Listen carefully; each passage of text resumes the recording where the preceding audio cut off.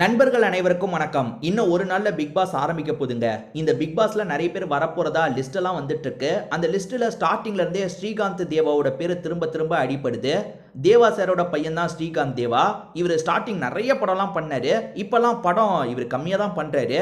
அப்படியே பண்ணாலும் பெரிய லெவல் படம் பண்றது இல்லங்க. லோ பட்ஜெட் படம் தான் நிறைய பண்றாரு. இவரை பொறுத்த வரைக்கும் வயசு 48 அப்படின்ற மாதிரி மென்ஷன் பண்ணியிருக்காங்க.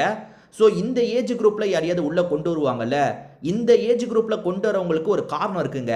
ஏன்னா வாரம் வந்து ஒரு சின்ன பசங்களை அனுப்பிடக்கூடாது, இந்த மாதிரி ஆளுங்களை அனுப்புறதுக்கு யூஸ் பண்ணிக்கலாம் அப்படின்றதுக்காக இந்த ஏஜ் குரூப்ல யாரையாவது வர வைப்பாங்க.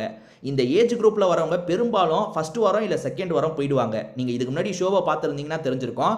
எல்லா வாட்டியும் அப்படிதாங்க நடக்கும். அதை பிரேக் பண்ணதுன்னா வந்து விசித்ரா தான். ஏன்னா விசித்ரா மட்டும்தான் அந்த ஏஜ் குரூப்ல கொஞ்சம் ஆளு ஃபேட்டாவும் இருப்பாங்க. அதை தாண்டியும் எண்டிங் வரைக்கும் வந்து டஃப் கொடுத்தாங்க. நடுவில் கொஞ்சம் சொதப்பிட்டாங்க, அதனால தான் அவங்க தோத்துட்டாங்க. மற்றபடி ரொம்ப நாள் வந்தாங்க. அந்த அளவுக்கு இவர் வருவாரா என்னன்றது டவுட் தான். ஸோ இவர்கிட்ட கேம் நல்லா இருந்ததுன்னா இவர் ரொம்ப நாள் கூட வர வாய்ப்பு இருக்கு. பொறுத்து இருந்து தான் பார்க்கணும். ஏன்னா வந்து வெளியே பார்க்கறத வச்சு யாரையும் சொல்ல முடியாது. இவர் உள்ள சாஃப்டான கேரக்டராக இருக்க வாய்ப்பு இருக்கு, அது எல்லாருக்கும் ரொம்ப பிடிக்க வாய்ப்பு இருக்கு. இந்த மாதிரி எதுனாலும் பிக் பாஸ்ல நடக்கலாங்க. ஸோ இவர் வந்தால் எப்படி இருக்கும்ன்றதை நம்ம பொறுத்து இருந்து தான் பார்க்கணும். ஏறக்குறைய நாளைக்கு நமக்கு இவர் வராரா இல்லையான்றது கன்ஃபார்மாக தெரியும்.